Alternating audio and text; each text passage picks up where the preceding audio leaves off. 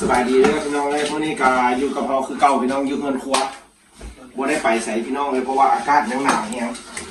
แล้วก็อีกนึงก็เฮาก็บ่สบายเนี่ยพี่น้องแล้วเฮาสิเฮ็ดคลิปเพื่อไปต้อนไปฝากพี่น้องที่กำลังติดตามเราอยู่ชีวิตอยู่รัสเซียพี่น้องเลย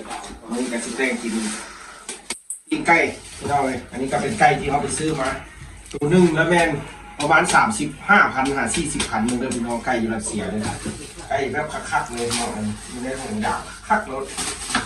คือว่าอยู่บ้านเพิ่นก็แม่นอาหารการกินกันหรือว่าบ่แพงพี่น้องกันอยู่รัสเซียนะคือเขาไปคลิปที่แบบไปตลาดไปอย่างนั้นนะพี่น้องของการที่ว่าไปท่ายไปอย่างให้เบิ่งตลอดพี่น้องเลยคือว่าการซื้อการกินอยู่รัสเซียก็ถือว่าการกินก็บ่แพงปานใดพี่น้องนี่เป็นเสียไก่เดี๋ยวล่างก่อนพี่น้องวันนี้นะถือว่าล่างนี่แหละไก่ที่เขาไปซื้อพี่น้องเลยตัวไก่ก็ชอบนี่แหละประมาณโล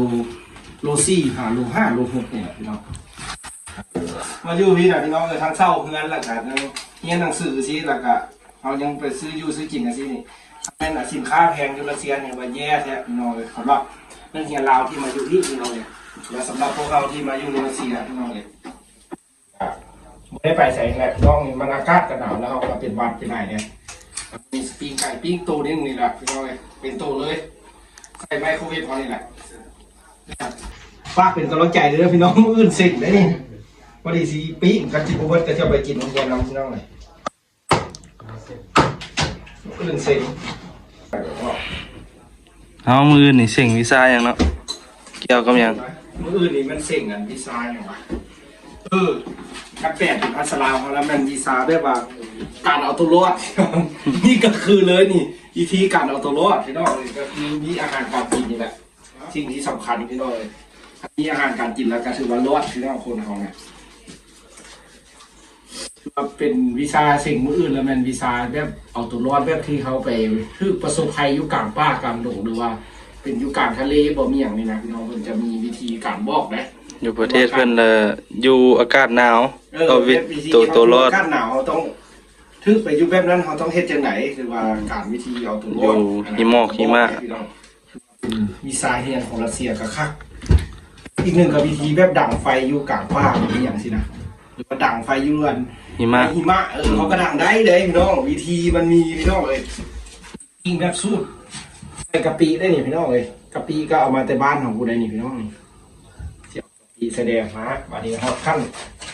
ใส่เนื้อใส่หนังนี่บัดนี้สิมาลึงเฮ็ดคลิปแนวกินได้นี่พี่น้องเลยมันเป็นคลิปที่สองเลยพี่น้องเลยกำลังซ้อมไม้นี่เครื่องปอกเครื่องปรุงพอจิข้าวพอจิไข่มีครบไหนพี่น้องพอสิไข่ก็ตากแห้งมาแต่ลาวพุ่นเนาะเอาใส่แบบนี้ย่องเข้าไปพอขั้นตอนปิ้งนี่เอาเนื้อพี่น้องไก่ที่เอาซื้อมาได้พี่น้องนี่ไก่ที่แบบคือแบบว่าคือไก่ลาดบ่เนาะสไตล์ไก่ลาดบ้านเนาะบ้านมันเลี้ยงเองนะดูเป็นไก่พันธุ์ซ้ำได้หนิพี่น้องเลยโลดพี่น้องเลยเอาบ้านเฮาก็สิแม่นไก่สุดไข่แล้วสิบ่ที่แบบนั้นบอกดูว่าเป็นยอดวันมันทึกนะนั่นบอกแต่ไก่พันธุ์ก็บ่แพงพี่น้องเลยก็คือกันได้ไก่บ้านใส่หลายเด้เอาแบบประหยัดเลยเด้ใส่หลายมาแค่นี้นะครับบุได้พี่น้องอาหารคนลาวนี่เด้อพี่น้องเอ้ยชีวิตแบบอยู่ให้อยู่นาบ้านให้บ้านนาพี่น้องเป็นคนมันนี่แบบง่ายๆสิเลยนะเอาไปมาสิเต้นกินเป็นเลยได้นี่พี่น้องเลยสิได้เมียกันได้นี่นะเต้นกินเป็นแล้วเอาเมียได้เลยได้ไปครับดีผมเบิดเลยตัวนึงกินจะคนสองเราได้นี่สองอันนี้เรากินเปิดแล้วเด้แบบใครอยากกินอยากก็กินพี่น้องเลยเอาอยู่จะกินใครอยากกินอย่างละซื้อมากินขอแต่มีเงินมีละโทมละบ้านรถมาหย่อนฟืนเกี่ยวไปเสียบพี่น้องเลยประมาณ30 นาทีเนาะยิงบูมีได้พี่น้องอยู่รัสเซียเด้อไมโครเวฟทีละเด้เนาะไก่นี่นะเยอะประมาณ30-40 พันพี่น้องกันจะกินไก่อยู่รัสเซียก็จะว่าโอ้แบบอ่อนซ้อนเลยพี่น้องแบบเราไปซื้อกิน สมมุติว่าถ้าขึ้นมาเป็นคนลาวนะพี่น้องถ้าว่าคันเป็นสมมติว่ามันแพงนี่พวกเขาก็บ่สามารถสิซื้อได้เดี๋ยวพี่น้องอยู่บ้านเขานี่กับเป็นแสนได้บ่ไก่ตัวหนึ่งหรือว่าแสนปลายกูได้พี่น้องหรือว่าอยู่ไทยก็บุรุษ100 บาทเลยพี่น้องก็ไก่ตัวหนึ่งแต่ถ้าสมมติว่าอยู่ต่างแดนเราเทียบกันนะว่าถ้าต่างแดนแห้งสิแพงแต่อันนี้มันสวัสดิ์พี่น้องเมื่อกินไก่แล้วก็กินซีหมูเอาจาก30 นาทีอันนี้ใส่บุเบิร์ตน้องก็เหลืออยู่เป็นไฟเอาสูงเลยเพราะว่าได้สูงไวพี่น้องเอาจะได้แล้วภาพมาเบิ้งมันสูงแล้วสีไทยเบิ้งพี่น้องแล้วก็สิกินให้เบิ้งวันนี้ขอบใจพี่น้องเด้อที่ติดตามรับชมเขาสำหรับชีวิตยูรัสเซียพี่น้องกับหมู่คู่ที่มาอยู่นำกันหลายคนเมื่อนี้กะผู้มีอย่างมีแต่ว่าเขาที่เอฟคลิปแบบแต่งกินหรือว่าอยู่บ้านแต่อากาศกับมันก็หนาวพี่น้องอยู่ด้านนอกหรือว่าเป็นวิถีชีวิตของพวกเขาที่มาใช้อยู่จริงเฮ็ดจริงพี่น้องอยู่นี่เลยสำหรับแต่ละมื้อเราก็ไปโรงเรียนแหละกลับมาพี่น้องเลยแต่ละมื้อเอาถ้าเบิ่งว่ามันสุกเราจะเข้ามาเบิ่งพี่น้องเอาบ๊ายบายเอาพี่น้องเลยตอนนี้ก็ถือว่าเฮาปิ้งปลาไว้เต่าไมโครเวฟนะพี่น้องแล้วจากน้อยจากสิไปเบิ่งมันว่าสิสุกบ่หรือว่าสิแซ่บพี่น้องเลยถือว่าอยู่น้ำกัน5 คนเด้อพี่น้องแต่บางคนเพิ่นก็กินแบบเป็นเส้นเป็นหยังเอากินแบบผู้ใดอยากกินหยังก็กินนะครับพี่น้องแต่ใกล้หันเฮาสิกิน2 คนกับมือกล้องพี่น้องเลย คือว่าช่วยกันเอ็ด หรือว่าดีละชีวิตของเขาอันนี้ก็เป็นห้องนอนของเขาพี่น้องเลย ที่มาอยู่รัสเซียพี่น้องเลยเงินเช่าเข้าซื้อได้พี่น้องเลยสำหรับอาหารการกินที่แบบเขาไปซื้อไปตลาดนั่นนะพี่น้องแบบว่าเขาก็ขึ้นแบบว่ามันบ่แพงนะพี่น้องก็ยังโชคดีเนาะที่เขามาอยู่บ้านเพิ่นกับแม่นเนาะเขาบ่ได้มีเงินมีคำอย่างพี่น้องชีวิตเขาก็อยู่ให้อยู่นาได้พี่น้องความจริงเลยคือว่าบ้านของเขาก็เป็นอยู่ทางเมืองหุลคมพี่น้องเลยอยู่แบบนั้นมาตั้งแต่น้อยผู้ใดพี่น้องได้ทึกแบบมาห้ำมาเฮียนอยู่รัสเซียแล้วก็ถึงมาใช้ชีวิตอยู่พี่น้องเลยเริ่มมาเฮ็ดคลิป YouTube เพื่อว่าอยาก อยากเฮียนฮู้นะพี่น้องอยากลองเบิ่งว่าเพิ่นเอ็ดได้แล้วคือว่าได้เงินได้คำนะพี่น้องเฮาก็อยากลองเบิ่งว่ามันสิได้แท้บ่แต่เฮามาเอ็ดก็ได้พี่น้องแต่บ่ได้หลายคือเพิ่นพี่น้องได้น้อยนึงคือว่าคลิปเฮามันก็ยังบ่มีความสามารถเฮาก็ยังบ่เก่งพี่น้องเอ้ยแต่การสิพัฒนาตัวเองไปตลอดพี่น้องเอ้ยว่าถ้ามีอย่างผิดพลาดหรือว่าที่เขาเว้าที่แบบบ่ม่วนหรือว่าบ่สุภาพพี่น้องเอ้ยหรือว่าเฮา สิ่งใดๆหรือว่าที่เฮาบ่ฮู้นะพี่น้องหรือว่าพี่น้องอยากฮู้หยังอยู่ในรัสเซียหรือว่าถ้าเป็นช่วงที่แบบมืดฤดูหนาวไปแล้วพี่น้องเฮาก็สิสามารถไปถ่ายไปหยังให้พี่น้องได้เบิ่งนำพี่น้องเอ้ยหรือว่าในช่วงนี้ยอมรับเลยหนาวแฮงพี่น้องเดือน3แล้วได้นี่ เดือน3อยู่รัสเซียถือว่าอากาศยังหนาวแฮงพี่น้องเอ้ยสำหรับที่เฮามาอยู่นี่พี่น้องก็ถือว่ามาอยู่นี่ก็หลายปีแล้วพี่น้องเอ้ยจนว่า6 ปีละถือว่าพุ่นมดหิมะก็แม่นหุ่นพี่น้องเดือน6พุ่นเดือน5เดือน6พุ่นเฮาลิ้นปีใหม่อยู่บ้านเฮาหดน้ำกันซ่าๆนี่อยู่พี่ยังหนาวสั้น สำหรับเมืองนี้พี่น้องเอ้ยคือว่าหนาวแห้งอีหลีเฮาก็โอ้แรงบ่มักขนาดพี่น้องเฮาอยู่บ่ได้อากาศหนาวนะแต่ก็จำเป็นต้องได้อยู่พี่น้องเพราะว่ามาเฮียนเพราะว่าต้องเฮียนเราต้องให้จบพี่น้องเอ้ยจบแล้วจึงเมื่อบ้านเฮา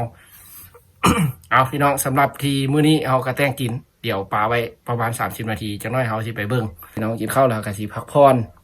แล้วตื่นไปโรงเรียนพี่น้องมื้ออื่นมีเส็งพี่น้องเอ้ยเส็งก็เป็นวีซ่าที่แบบวีซ่าอันเอาตัวรอดนะพี่น้องแบบว่า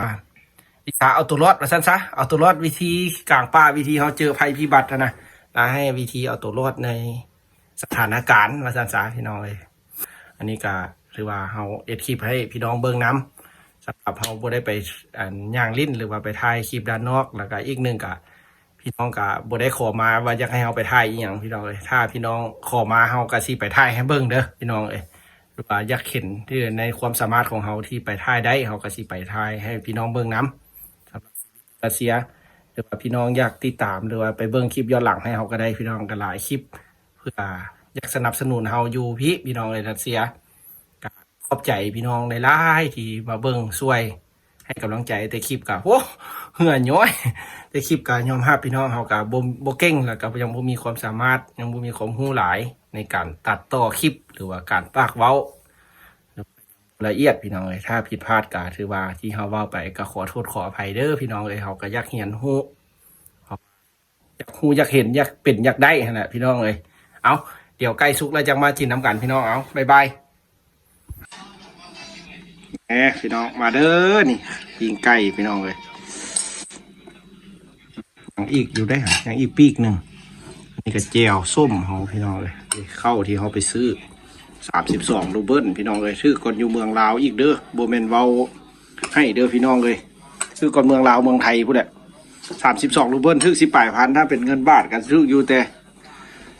18 บาท20 บาทหนึ่งนี่พี่น้องเลย 32รูเบิลเงินรัสเซียนี่ใกล้พี่น้องเลยประมาณ30-40 พันเท่านี้แหละเป็นแบบนี้เลยพี่น้องเลยมากินน้ำกันพี่น้องมื้อนี้สิกินข้าวให้เบิ่งพี่น้องมาเด้อมาแซ่บน้ำกันพี่น้องเลยกะหล่ำนี่แหละอาหารเขากินแจ่วกะหล่ำข้าวเจ้ามาพี่น้องกินข้าวน้ำกันกินไก่ไงผู้ละขาเลยเด้อกินไก่ต้องกินขาพี่น้องเนี่ยโอ้อยู่บ้านเขามาขนาดได้กินไก่พอดีหิวเข้าเลยพี่น้องเลยไก่แท้มันมุงไส้เลยเนี่ยแบบฮอนเด้อต้องได้สวยดีเด้อเขียงเก่ามานะสวยก่อนซะฮอนเนี่ยตามมาพี่น้องเลยแบบบ้านนอกบ้านนาเด้อพี่น้องเอ้ยชีวิตวัยรุ่นพี่น้องแต่ชีวิตกินอย่างก็ได้ง่ายๆเป็นยากชีวิตเด้อพี่เด้อใครที่ติดตามมาเด้อจริงแล้วกันพี่น้อง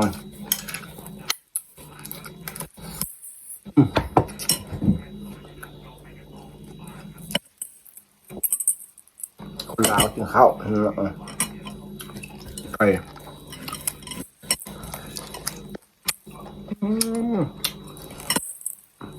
ไปดวงกับข้าวเลย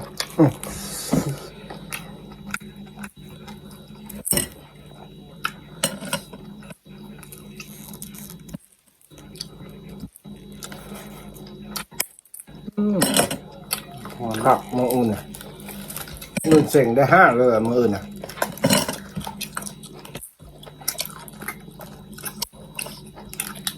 กะหล่ำบ้านคนหวานเด้อหน่อย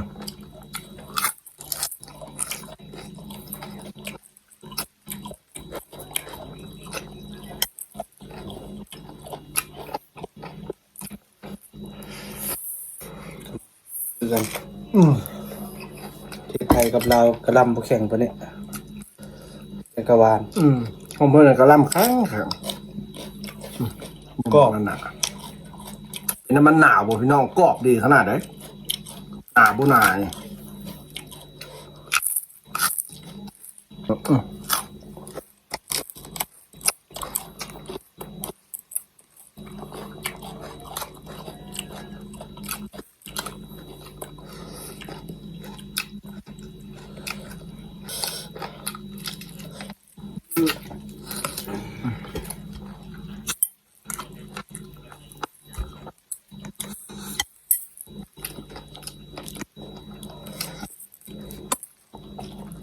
เอากินก่อนพี่น้องเลย